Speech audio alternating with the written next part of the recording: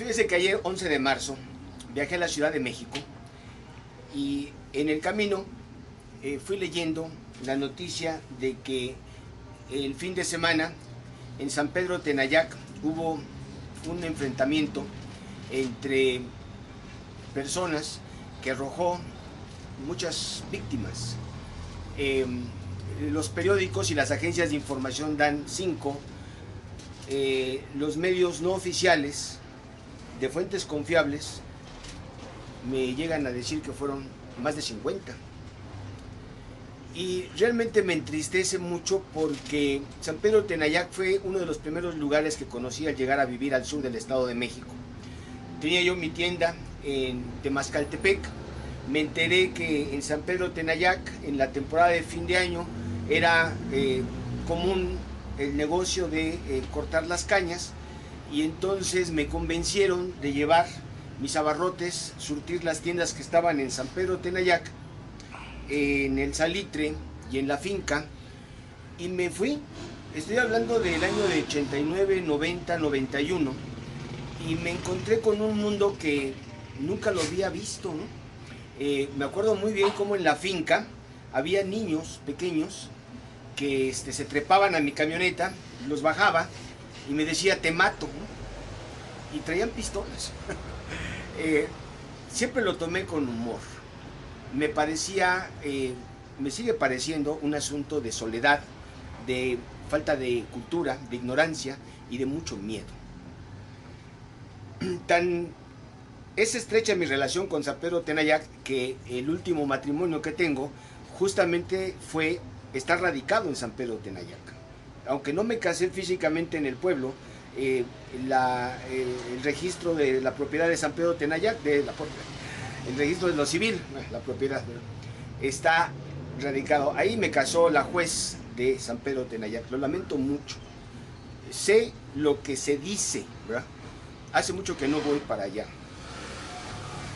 De regreso, en la noche, el viaje a la Ciudad de México fue un viaje muy simpático porque nos coordinamos, un buen amigo aquí de Tejupilco con otro buen amigo que también conocí, fuimos a Toluca y ahí tomé un autobús, me fui a la Ciudad de México y después en la tarde me regresé en autobús hasta Tejupilco, llegué aquí anoche, pero cuando iba bajando a eso de las 9 de la noche hubo un accidente en la carretera y estuvimos detenidos como 20 minutos.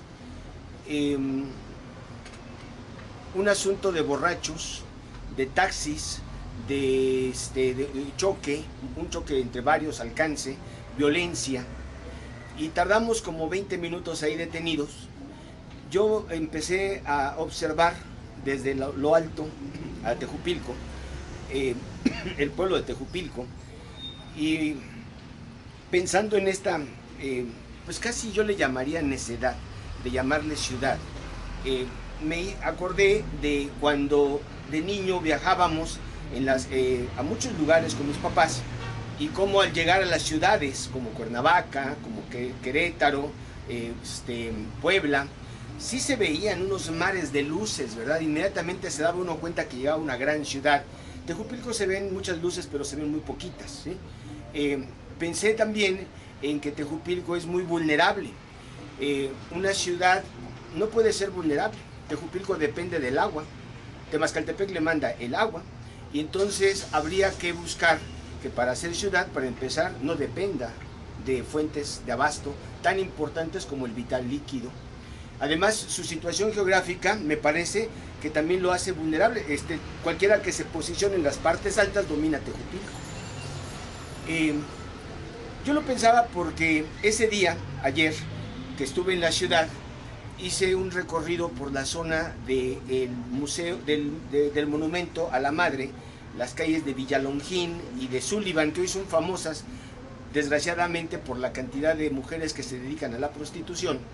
Y fue un día de reflexiones, porque la prostitución fue uno de los temas que el fin de semana, el 8 de marzo, que se celebró un día internacional de la mujer, parece que en México aquellas mujeres que se consideran de vanguardia o de avanzada, las más de izquierda, se dedican a reivindicar banderas por las mujeres en función del dinero.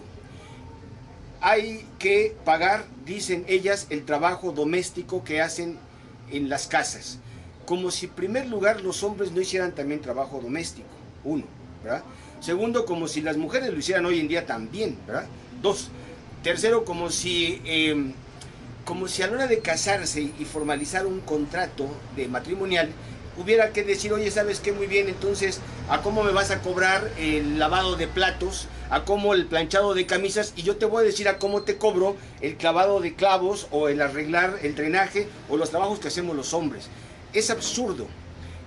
Pero también se reivindica que las mujeres puedan ejercer la prostitución y que sea siempre y cuando no hay trata, ¿verdad? Y trata es una palabra que no sé qué diablos significa, pero parece que existen intermediarios que se aprovechan de la condición de las mujeres, y entonces lo ideal sería que las mujeres vendan su cuerpo, pero que ellas se ganen todo el dinero para ellas solitas, ¿no? Entonces, igual, si fuera esto legal, me caso yo con mi esposa y ella me dice, ¿sabes qué? Voy a trabajar, soy prostituta. Ah, perfecto, te cuidas, mi amor. Es un mundo de absurdo.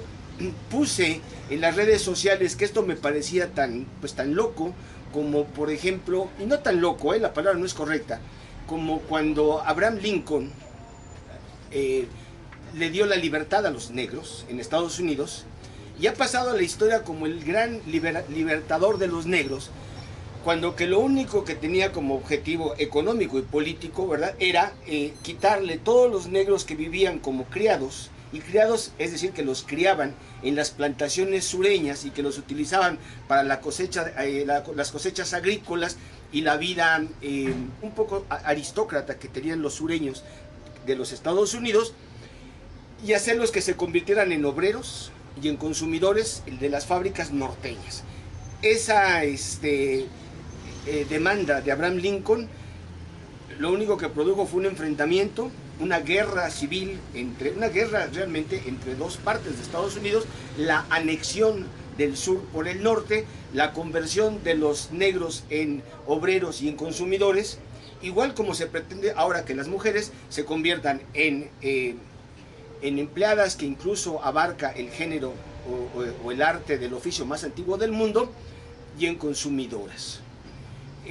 Bueno, pues en Sullivan, en México, existen cosas como mercados ambulantes muy bien organizados y servicios de taxis que dan un excelente servicio.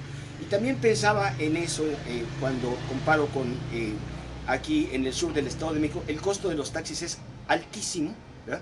Una dejada en México desde Observatorio al Zócalo me cuesta 50, 60 pesos. Una dejada aquí a cualquier lugar en Temascaltepec o Tejupilco cuesta de 25 a 30 pesos. Y los taxis además estorban, dan mala vista, ensucian, y además no saben manejar, ¿sí? Y vienen reacciones. Entonces, así como en las redes, cuando yo opiné sobre las mujeres, hubo muchas mujeres que se me pusieron a decirme que yo era algo así como una especie de troglodita, misógino. También, si yo les digo que no, veo que no saben manejar, hay muchos que se molestan. Cuando yo tenía 17 años, mi padre me dijo, nunca me dejó mi padre manejar hasta que no le presentara el permiso de manejo. En ese entonces había que ir a tomar un curso que daba una capacitación que daba el Departamento de Tránsito de la Ciudad de México, y yo fui. Estuvo muy simpático, 3 días, llegar, ver los consejos, policías vestidos de tamarindo. Había unos carteles, por ejemplo, uno que tenía un chango con una mano afuera y decía, nunca debes de manejar con la mano afuera como si fueras chango. Otro era una jirafa, no saques la cabeza. Y 2 recomendaciones fundamentales: nunca te bajes de tu vehículo si te detiene un policía, él tiene la obligación de ir e informarte. Y 2, nunca des una mordida, ¿no? Muy simpático porque al terminar el curso hubo una evaluación, un examen. Consistía en poner un par de tambos metálicos muy grandes y estacionar el auto. Yo lo estacioné y tiré los tambos, como muchos, como varios. Nos dijeron, ok, espérense ustedes no pasaron el examen, tráiganse una botella y asunto arreglado.